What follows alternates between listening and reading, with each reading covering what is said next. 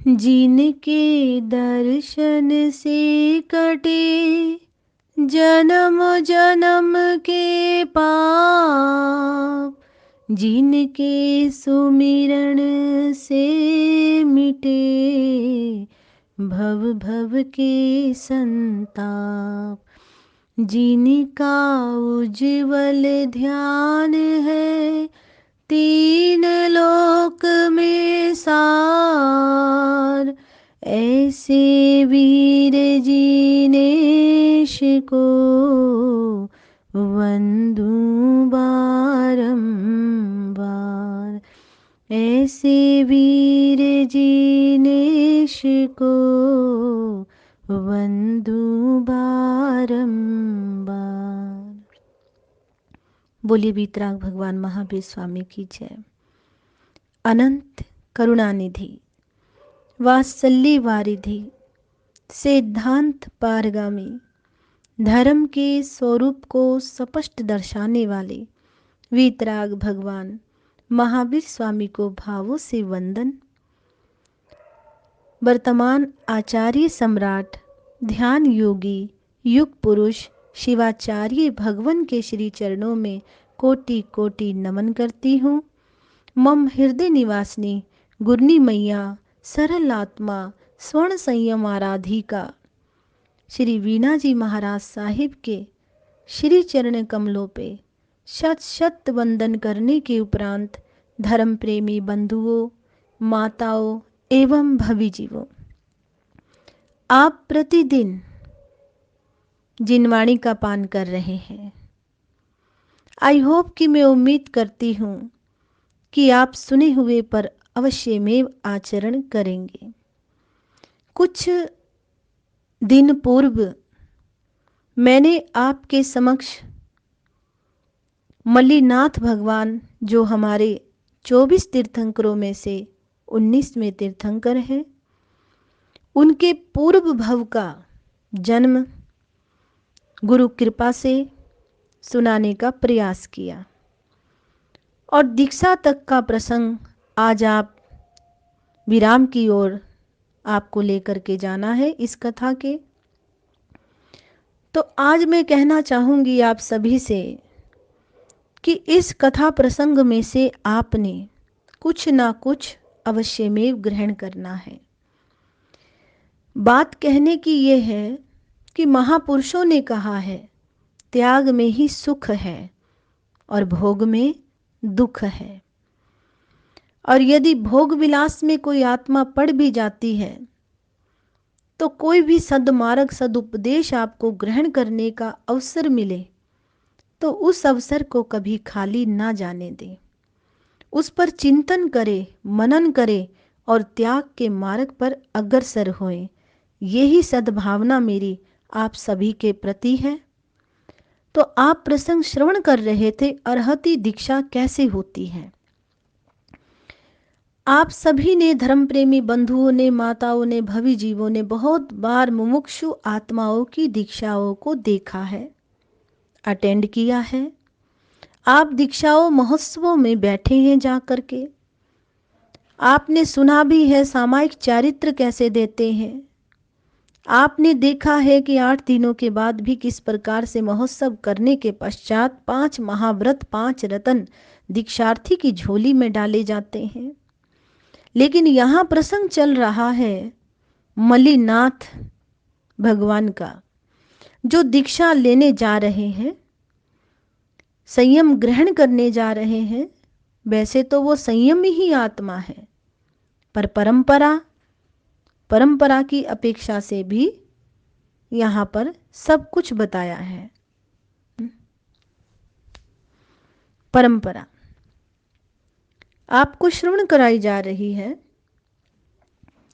अरहती दीक्षा कि दीक्षा का स्वरूप आजकल भी प्राचीन पद्धति पर ही तैयार होता है, प्राचीन पद्धति पर ही तैयार होता है।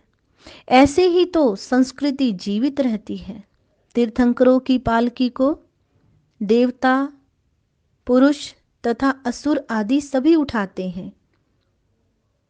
पालकी के चारों ओर जनता का समुद्र ठाठे मार रहा था।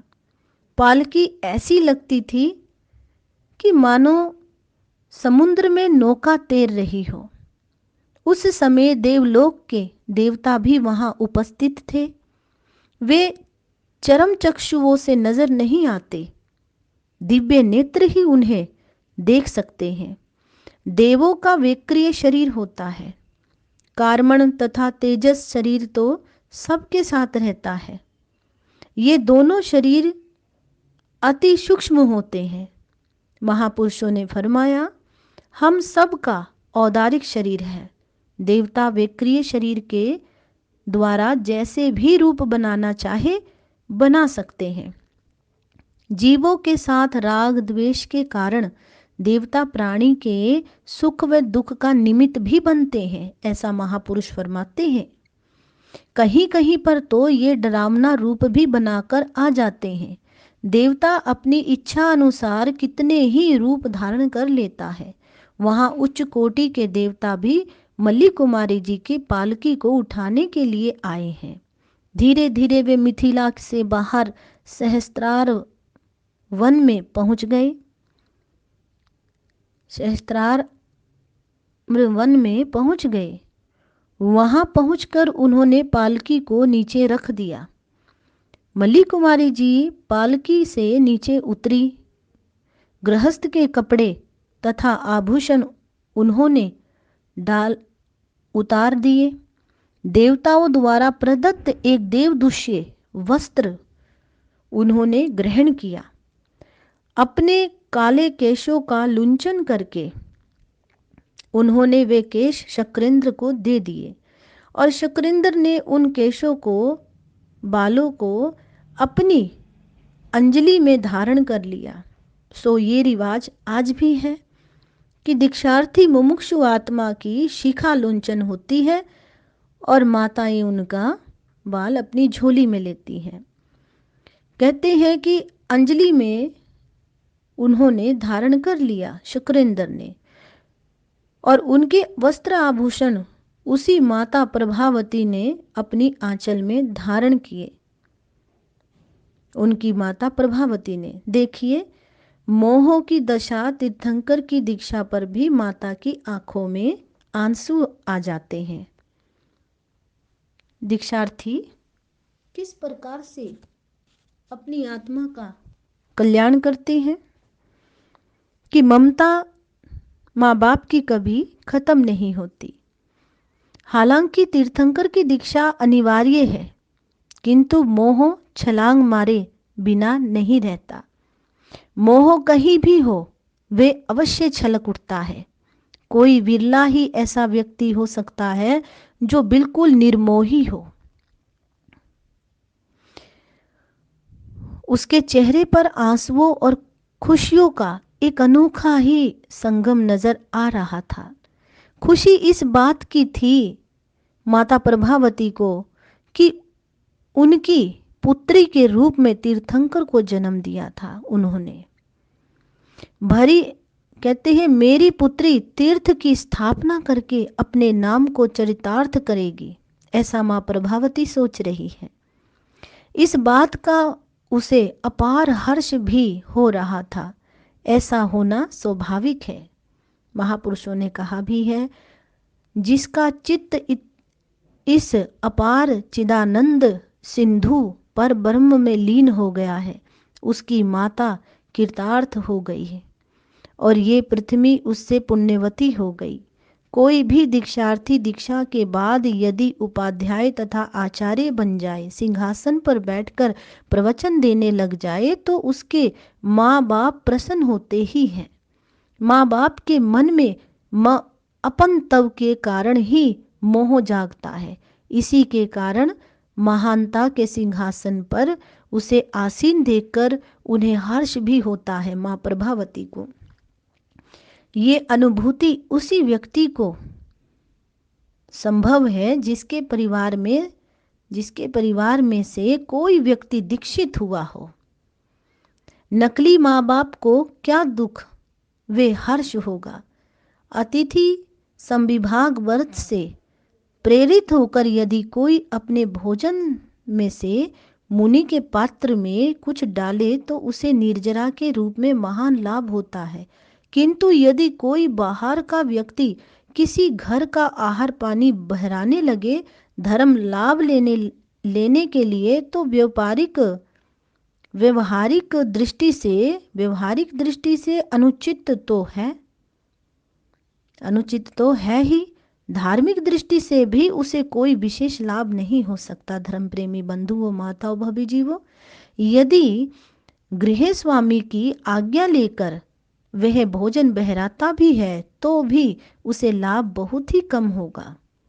ठीक इसी तरह अपने पुत्र व पुत्री को दीक्षा देने में जो महान निर्जरा का लाभ प्राप्त होता है, महान निर्जरा यानी कि आप समझते हैं कि निर्जरा हुई तो मुक्त हुए, वह अन्य किसी को भी नहीं, क्योंकि वहां त्याग नहीं, केवल एक शुभ कार्य में सहयोग है, और उस शुभ कार्य में जो वह खर्च करता है, किसी का हिस्सा लेकर के देने वाला, उस सुकृत का फल उसे जरूर मिलता है। जिसके परिवार में कोई आज्ञा देने वाला ना हो तो उसके धर्म के माँ बाप बनाकर उनसे दीक्षा की आज्ञा ली जाती है। ऐसा एक विधान है, ऐसा महापुरुष फरमाते हैं, ताकि कल को कोई कानूनी अड़चन ना हो।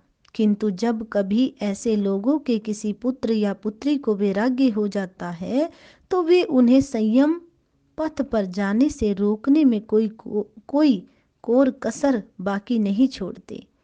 आखिर ये मोह ही तो है, मोह बड़ा बलवान होता है। धर्म प्रेमी बंधुओं, महापुरुष फरमाते हैं, इस विषय में क्या कहना कि मोह कितना बलवान होता है। कहा जाता है किस प्रकार से कि मल्ली कुमारी जी की दीक्षा पर उनके पिता राजा कुंभ की आंखों में भी आंसू छलक पड़े, प्रभावती माँ की आंखें भी तर हो गई। मल्ली कुमारी जी का अब आपके समक्ष बिल्कुल संक्षिप्त रूप में निर्वाण भी सुनाना चाहूँगी। जैसा महापुरुषों ने फरमाया कि मल्ली कुमारी जी ने जिस दिन दीक्षा ग्रहण की उसी दिन मल्ली केवली ज्ञानी भी बन गए। हाथ की रेखाओं की तरह वे जगत के जड़ व चेतन सभी पदार्थों को देखने लगे। पांचवें ज्ञान केवल ज्ञान में समस्त ज्ञानों का अंतर्भाव हो जाता है। तत्पश्चात मल्ली के पूर्व भव के मित्र 6 राजाओं को पता लगा कि मल्ली कुमारी को केवल ज्ञान उत्पन्न हो गया है, तो फिर उन्होंने अपने अपने पुत्रों को राज्य भार संभालकर मल्ली कुमारी के पास जाकर दीक्षा ग्रहण कर ली। महान पुरुष सब पर का कल्याण करते हैं। कहा भी है, संसार सागर से स्वयं तरे हुए शांत और महान संत जन इस संसार में बसंत के समान लोकहित करते हुए निवास करते हैं। आत्म साधना करके उन्होंने भी केवल ज्ञान को प्राप्त कर लिया। राजा कुंभ और प्रभावती रानी श्रवणोपासक तथा श्रवणोपासिका बने। अंत में मल्ली कुमारी समेत शिखर पर चली गईं। संलेखना व्रत ग्रहण करके 1 महीने का उन्होंने अनशन किया। दोनों हाथ नीचे लटकाकर अर्थात कायद सरग मुद्रा में आत्म ध्यान में स्थित होकर मल्ली भगवान ने अपने पार्थिव शरीर का त्याग कर दिया। जन्म मरण के चक्र से वे सदा के लिए छूट गई। बोले मल्लीनाथ भगवान की जय। और हमेशा हमेशा के लिए उन्होंने निर्वाण व मोक्ष को प्राप्त कर लिया। इस सारी धर्म कथा का सार इतना ही है धर्म प्रेमी बंधुओं, माताओं, भवी जीवों, कि व्यक्ति को आत्म कल्याण के लिए सदैव सचेष्ट रहना चाहिए। यदि उसकी लगन इस मार्ग में बनी रहेगी तो वीतराग भगवानों की ये वाणी है कि बनी रहेगी तो मल्ली भगवान की तरह किसी ना किसी जन्म में वह अपने अभीष्ट को जरूर पालेगा। तो आपने ये प्रसंग सुना। आशा करती हूँ कि बहुत श्रद्धा और भक्ति के साथ प्रतिदिन ये कथा आप श्रवण कर रहे थे और ऐसी महान वार्ताएं, कथाएं, भगवान के इतिहासों को आप श्रवण करते रहे, ऐसी सद्भावना आप सभी के प्रति भाती हूँ। इन्हीं शब्दों के साथ, मल्ली जिन बाल ब्रह्मचारी देखन को आए नर नारी, कि मल्ली बिन जिन बाल ब्रह्मचारी देखन को आए नर नारी। बोलिए मल्लीनाथ भगवान की जय। ओम शांति।